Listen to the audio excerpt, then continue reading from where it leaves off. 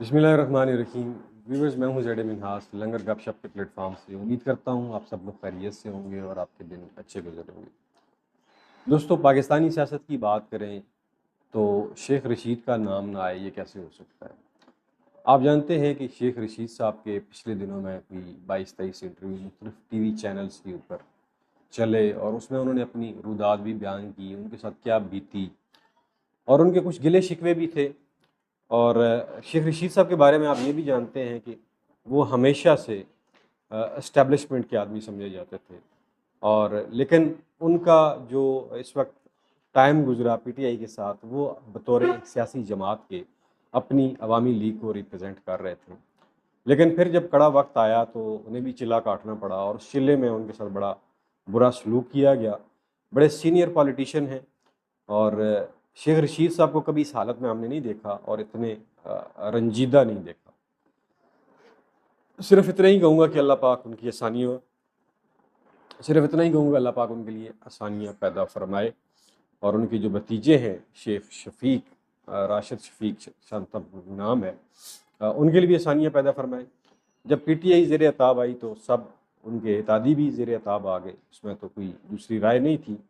लेकिन जो इस वक्त हुकूमत पाकिस्तान में मुसल्लत की गई है, मैं उसे ये कहूँगा, उसके जो भी इक़दामात हैं, चाहे वो पंजाब में हैं, वफाक में हैं, सिंध में हैं, बलूचिस्तान में हैं, वो सब इससे ढके छुपे नहीं हैं। कल इमरान खान साहब ने जो मीडिया से गुफ्तगू की जेल के अंदर, उन्होंने अपनी बात नहीं की, उन्होंने पाकिस्तान की बात की। उन्होंने कहा जी मुझे जेल में ही रहने दें, आप इस बात को छोड़ें। पाकिस्तान की खातिर अगर आप बैठना चाहते हैं तो मैं आपके साथ बैठ जाऊंगा। पाकिस्तान के मफाद की बात करते हैं तो मैं आपके साथ हूँ, अदरवाइज़ मैं अपनी ज़ात के लिए आपसे कुछ नहीं मांगूंगा। बहरहाल उन्होंने एक गिला ज़रूर किया कि जब मेरे कमरे का पंखा बंद होता है तो ये बिल्कुल ओवन बन जाता है। साबिक़ वज़ीर-ए-आज़म हैं पाकिस्तान के, हरदिल अज़ीज़ भी रहे हैं, मैंडेट भी है उनके पास, सारा कुछ है। उनके साथ इस तरह का सलूक मकाम बाला को सोचना चाहिए। मियाँ नवाज़ शरीफ, शहबाज शरीफ और मरीम साहबा को भी देखना चाहिए कि जब वो जेल में थे तो उनके साथ क्या सलूक किया गया था। क्या वो 5 स्टार जेल में नहीं रह रहे थे? क्या उनके कमरों में एसी नहीं थे? वो तो एसी तो माँग ही नहीं रहा। वो तो खुदा का बंदा ये सारी सख्तियाँ बर्दाश्त कर रहा है, लेकिन आप लोगों से ये बर्दाश्त नहीं होंगी। और फिर नून लीग और पीटीआई की जो अभी वक्ती तौर पे चपकलश चल रही है बजट की मंजूरी के ऊपर, ये बेसिकली ब्लैकमेलिंग टैक्टिक्स होती हैं। आप जानते हैं कि ये दोनों जमातें एक दूसरे के लिए लाज़िम और मलज़ूम हैं। ये दोनों अलग नहीं हो सकती है, ये दोनों अलग होंगी तो इन्हें पता है कि हमारी मौत है। इनके कई वज़रा राजा साहब कह रहे थे कल कि पीपल पार्ट अगर जेल गए तो हम दोनों जाएँगे, यानी कि पीपल पार्टी और नून लीग दोनों जेल जाएँगे। उनका कहने का मतलब ये था कि अगर पीपल पार्टी हमें सपोर्ट नहीं करेगी तो फिर तैयार रहे जेल के लिए। यानी कि इमरान खान का जो खौफ है वो उनके दिलों में बैठा हुआ है, उनकी नफ्सियात के ऊपर सवार है। फिर पीटीआई के वर्कर्स के साथ जो क्रैकडाउन किया जा रहा है, स्पेशली आलिया हमज़ा, सनम जावेद के साथ, उन्हें सारा दिन गाड़ियों में भराया जाता है और फिर उनके कमरों के अंदर बिजली नहीं होती। ये जुल्म की इंतहा है। वज़ीर-ए-आज़म जो हैं पंजाब की, वो खुद एक औरत हैं और एक औरत का दर्द उन्हें समझना चाहिए। और फिर जो अभी ताज़ा देचका जो है उल्टाया मोहम्मद ज़ुबैर ने, जो इनके बड़े यानी कि करीबी साथी थे, अभी भी मुस्लिम लीग नून में हैं। उन्होंने जो रजीम चेंज हुआ सारा, उसका जो बैकग्राउंड था वो एक टीवी चैनल के ऊपर बताया, तो उसने सबकी आंखें खोल दी और उसने एक दफ़ा फिर इमरान खान के मौक़िफ़ की तायीद हुई और उन्हें इमरान खान का जो सच है वो साबित हुआ। उन्होंने कहा जी, जो जनरल बाजवा थे वो जनवरी 2020 में ही इनका तख्ता उल्टना चाहते थे और फिर जनरल बाजवा की जब वो बेल्जियम गए तो वहाँ से उन्होंने लंदन में नवाज शरीफ से 2 मुलाकातें भी की और फिर ये सारा अमल जो है वो नवाज शरीफ को पता था, मरीम नवाज़ को पता था और मुझे पता था। और ये इतना खुफिया था कि नवाज शरीफ को अपने भाई के ऊपर भी एतबार नहीं था, यानी कि छोटे मियाँ शहबाज शरीफ साहब के ऊपर, कि उन्हें भी नहीं बताया गया था। तो अब तो किसी शक शुबे की गुंजाइश नहीं है। बाद लोग कहते हैं कि जनरल बाजवा जो है वो नफ्सियाती मरीज़ बन गए हैं, वो घर से बाहर नहीं निकलते। उन्हें अपने आप से डर लगता है कहीं वो खुदकुशी ना कर लें। तो यकीनन जी, इतनी बड़ी इज़्ज़त जिस शख्स ने कमाई हो, जिस शख्स को आवाम ने आँखों का तारा बनाया हो, सर का ताज बनाया हो, अगर वो आखिरी ज़िंदगी में आके ऐसी हरकत करे, बिट्रे करे इस मुल्क को, आवाम को, फिर उसके साथ यही होता है। अल्लाह ताला भी तो बैठा हुआ है इंसाफ़ करने वाला, और वो देख रहा है सब कुछ।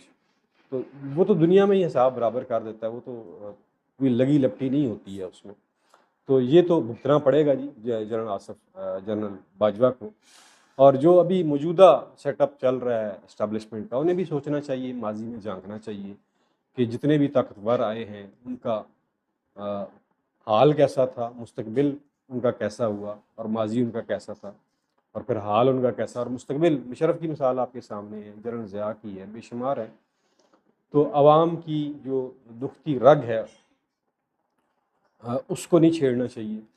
अदालतें भी अल्हम्दुलिल्लाह जी, अदालतों को भी अल्लाह ताला ने हिदायत अता फ़रमा दी कि वो भी इंसाफ़ की तरफ वापस आ गई, मेरिट के ऊपर फ़ैसले करना शुरू कर दिए। सिवाय 1-2 जजेस के जो अभी भी अपनी ज़िद और अना के ऊपर अड़े हुए हैं। पर अल्लाह ताला उन्हें भी हिदायत अता फ़रमाएगा। मैंने कहा था ना, जब भी पाकिस्तान में इनकलाब आएगा तो अदलिया के ज़रिए ही आएगा। इद्दत केस वाला मामला परसों लगा, आपने सुन लिया। उसका फ़ैसला 27 जून से पहले-पहले आ जाना है इंशाअल्लाह, बरियत का फ़ैसला होगा। लेकिन इसमें पॉसिबिलिटी ज़हन में रखिएगा, अफ़ज़ल मजोका साहब जो उन्होंने जज हायर किए थे, सेशन जज स्पेशली, तो इसमें ज़्यादा खुश भी नहीं होना चाहिए, क्योंकि जहाँ इतने फ़ैसले ख़िलाफ़ किए इन जजों ने, तो एक ये भी कर दिया तो क्या फ़र्क पड़ेगा? कोई फ़र्क नहीं पड़ेगा। बहरहाल जी, इसका फ़ैसला 27 से पहले-पहले आ जाएगा। फिर इलेक्शन ट्रिब्यूनल वाला मामला आपके सामने है। इलेक्शन कमीशन की जो दरख्वास्त थी इलेक्शन ट्रिब्यूनल बनाने के बारे में, वो चीफ़ जस्टिस काज़ी फ़ैज़ ईसा ने मुस्तरद की, जिसके ऊपर सब लोगों ने कहा जी ये क्या हो गया? तो ये भी एक चाल है चीफ़ जस्टिस साहब की, इसमें ज़्यादा खुश ना हों। लार्जर बेंच इसीलिए बनाया गया है, क्योंकि ये जो केस है उनके गले की हड्डी है। इस केस के ऊपर पूरी पीडीएम 2 खड़ी है। अगर इस केस ने कल्टी मारी तो समझे कि सब कुछ बह गया। और फिर जिस तरह इलेक्शन को मैनेज किया गया वो भी मोहम्मद ज़ुबैर साहब ने बता दिया। और फिर बंदयाल के जब चीफ जस्टिस बंदयाल साहब थे, पंजाब असम्बली केपी की असम्बलियाँ तोड़ दी गई, उस वक्त इलेक्शन क्यों नहीं करवाया इलेक्शन कमीशन ने और गवर्नर ने, ये भी सारा मामला आपके सामने है। क्योंकि उन्हें पता था कि इमरान खान बहुत मकबूल लीडर है और ये क्लीन स्वीप कर जाएगा केपी से और पंजाब से। और फिर जिस तरह इन सब चीज़ों को मैनेज किया गया वो आपके सामने है। दोस्तों ये आज तो की अपडेट्स भी हैं, और कुछ लोग ये कह रहे हैं कि चाइना ने पाकिस्तान की जो टॉप हायरार्की है उनको शट अप कॉल्स दी हैं। लेकिन मेरे ख़्याल में चाइना मसलहत से काम ले रहा है। कुछ प्रोजेक्ट चाइना के $64 बिलियन यहाँ पे उसका लगा हुआ है, या $75 बिलियन है। उसमें कुछ प्रोजेक्ट के ऊपर गवर्नमेंट ऑफ पाकिस्तान एग्री हुई है कि हम काम करेंगे, लेकिन चाइना ने उन्हें कुछ पैगामात ज़रूर भेजे हैं जो उनके इंजीनियर्स कत्ल हुए, जो पॉलिटिकल इंस्टेबिलिटी है उसके ऊपर, जिसकी वजह से हमारे अदारे परेशान भी हैं। उधर अमेरिका में इलेक्शन का सीज़न आने वाला है। जो बाइडेन के हालात आपके सामने हैं। ट्रंप इस वक्त हमें नज़र आ रहा है कि वो इलेक्शन जीत जाएगा, और उसके भी पाकिस्तान के ऊपर बड़े इम्पैक्ट पड़ेंगे। फिर इंडिया ने पाकिस्तान के अंदर घुसकर जो एक रिटायर्ड आईएसआई के ब्रिगेडियर को निशाना बनाया, जिसका इंडियन मीडिया ने बरमला इजहार भी किया, उसके ऊपर किसी किस्म की कोई स्टेटमेंट हमारे अदारों की तरफ से नहीं आई है। और स्पेशली जो हुक्मरान जमात है, उनके मुंह में तो भुनियाँ पड़ी हुई हैं, क्योंकि लगता ये है कि मियाँ साहब जो है ना, उन्हें पाकिस्तान से ज़्यादा इंडिया से प्यार है, और स्पेशली मोदी साहब से प्यार है। पाकिस्तान से उन्हें अगर प्यार होता तो वो ज़रूर इस वाक़े को कंडम करते, लेकिन उन्होंने बिल्कुल भी नाम भी नहीं लिया। और उनके इर्द-गिर्द जो लफाफा साफ़ी होते हैं, उन्हें तो पहले बताया होता है कि ऐसे सवाल आपने मियाँ साहब से नहीं पूछने हैं। और पंजाब में जो टिक-टॉकर हुकूमत है, वो भी सोई हुई है, उन्हें सिवाय टिक-टॉक बनाने के कुछ भी नहीं होता। और कल एक वीडियो आपने देखी होगी, हमारे जो सब सेनेटर्स हज़रात हैं, वो किस तरह एसी लगा के बैठे हुए हैं खुली लान के अंदर। तो ये पाकिस्तानी अवाम के साथ बड़ा जुल्म और ज़्यादती है। पाकिस्तानी अवाम अपना पेट काट के आपको टैक्स जमा करवाती है, और आप लोग पाकिस्तानी अवाम के पैसे को इस तरह उड़ाते हैं। शर्म करनी चाहिए आप लोगों को। और फिर आजकल बड़ा एक मुहिम चल रही है कि जो सरकारी अफसरान मराहत ले रहे हैं वो किसी भी अदारे से हों, तो उसके ऊपर भी एक्शन लेना चाहिए, अगर वाकई आप पाकिस्तान को एक सिम की तरफ लेकर जाना चाहते हैं। तो दोस्तों इन चीज़ों के ऊपर हमें सोचना भी चाहिए, तनकीद भी करनी चाहिए, और अक़वाम वाला को भी सोचना चाहिए कि अपना किबला दुरुस्त कर लें, अदरवाइज़ मुश्किल हो जाएगा अगर आवाम जाग गई, सड़कों के ऊपर आ गई। फिर पीटीआई ने जो एहतजाज किए जुमे वाले दिन, वो भी आपने देख लिए, माशाल्लाह कामयाब एहतजाज थे। पंजाब में दफ़ा 144 नाफिज कर दी गई, जिसके ऊपर पीटीआई अदालत में भी चली गई है। बहरहाल ये सारे ऊँचे हथकंडे हैं गवर्नमेंट की तरफ से, इससे आप किसी को रोक नहीं सकते, किसी की आज़ादी छीन नहीं सकते हैं, क्योंकि पाकिस्तान आज़ाद मुल्क है। अगर आप इसे ग़ुलाम स्टेट बनाना चाहेंगे तो आपके लिए यहाँ पे रहना मुश्किल हो जाएगा। ये आवाम तो यहीं पे रहेगी, लेकिन आप शायद यहाँ पे ना रह सकें। उम्मीद करता हूँ ये छोटा-सा व्लॉग आपको पसंद आएगा। आखिर में अपना और अपने प्यारों का ख्याल रखिएगा। मुझे दीजिए इजाज़त। पाकिस्तान ज़िंदाबाद।